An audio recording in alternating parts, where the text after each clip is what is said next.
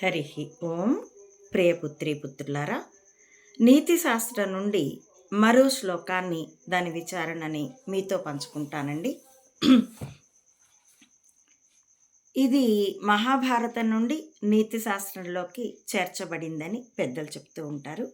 రాజవత్ పంచవర్షాణి దశవర్షాణి దాసవత్ ప్రాప్తేతు షోడశే వర్షే పుత్రం మిత్రైవ దాచరేత్.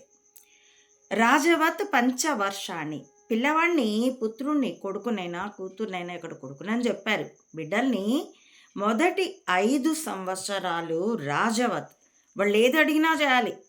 వాళ్ళకి నువ్వు సుప్రీం, మీ అమ్మా నాన్నలు నువ్వేది అడిగితే అది చేస్తారు అన్న భావం కలగాలి.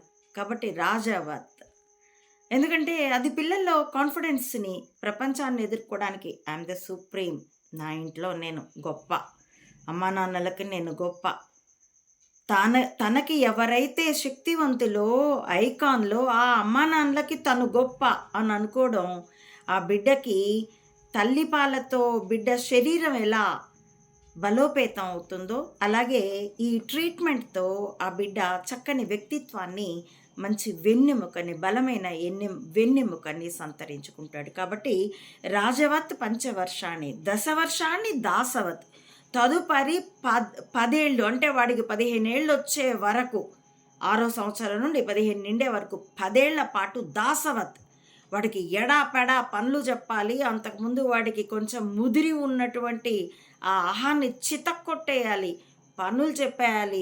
స్కూల్లోనైనా ట్రీట్మెంట్ అలాగే ఉండాలి. ఎటువైపు నుండైనా వాడి అహం బలవకుండా, అహం బలిస్తే ఏ పని నేర్చుకోడు, జ్ఞానము సంతరించుకోడు, అజ్ఞానాన్ని సంతరించుకుంటాడు, సోమరితనాన్ని సంతరించుకుంటాడు. కాబట్టి వాడినప్పుడు దాసవత్, పనివాడికి లాగా ఎడాపెడా పని చెప్తూ వాడికి పని నేర్చుకునే విధానం, పని నేర్చుకునేటప్పుడు వాడి దగ్గర రకరకాల కళలు, విద్యతో సహా అన్ని రకరకాల కోణాల్లో ఆ పిల్లవాడి చాతుర్యము, నైపుణ్యము బలపడతాయి.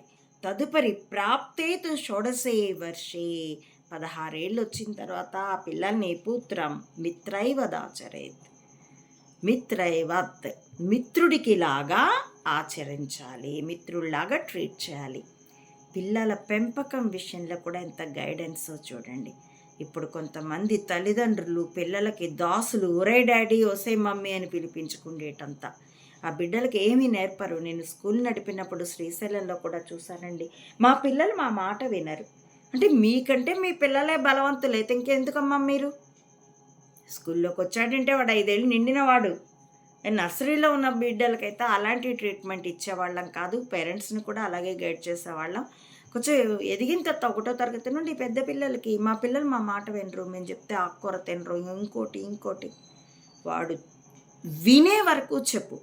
ఒక్కసారి వినలేదు, 2 సార్లు వినలేదు, 3 సార్లు వినలేదు, 30 సార్లు చెప్పు, 40 సార్లు చెప్పు, 100 సార్లు చెప్పు, వాడు వినే వరకు చెప్పు, నయానా భయానా చెప్పు.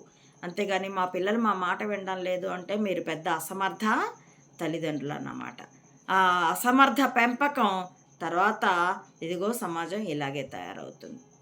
అలాంటి అసమర్థుల పెంపకంతో పెరిగినటువంటి పిల్లలు, యువకులై, నడి వయస్కులై కూడా ఇదిగో దుంపనాశం, తమ కెరీర్ని తాము నాశనం చేసుకుంటారు, తాము చెడతారు, సమాజాన్ని చెరుపుతారు.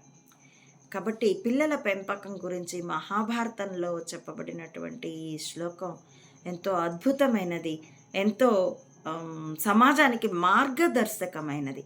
ఒకప్పుడు ఉమ్మడి కుటుంబాలైతే పిల్లల పెంపకం గురించి గైడెన్స్ ఉండేది. ఇప్పుడేమో పెద్దలు వృద్ధాశ్రమాలకి, పిల్లలు హాస్టళ్ళకి, అక్కడ ఆత్మహత్యలు చేసుకుంటే తర్వాత ఏడుస్తారే తప్పితే ఆ తల్లిదండ్రులకి ఏదీ తెలియదు. ఈశ్వర, అన్నీ తెలిసిన స్థితికి కనీసం తమ భౌతిక జీవితం గురించి తమకు ఎంతో కొంత ఎక్కువ విషయాలు తెలిసేటట్టుగా ఈ సమాజాన్ని నడిపించు తండ్రి అని ప్రార్థిస్తూ, హరి ఓం.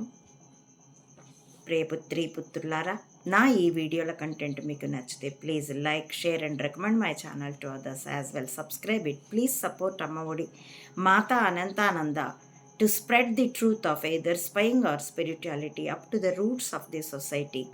As well, support me financially also to win the war with wisdom as weapon. www మెదళ్ళే ఆయుధాలుగా యుద్ధం. Thank you for watching.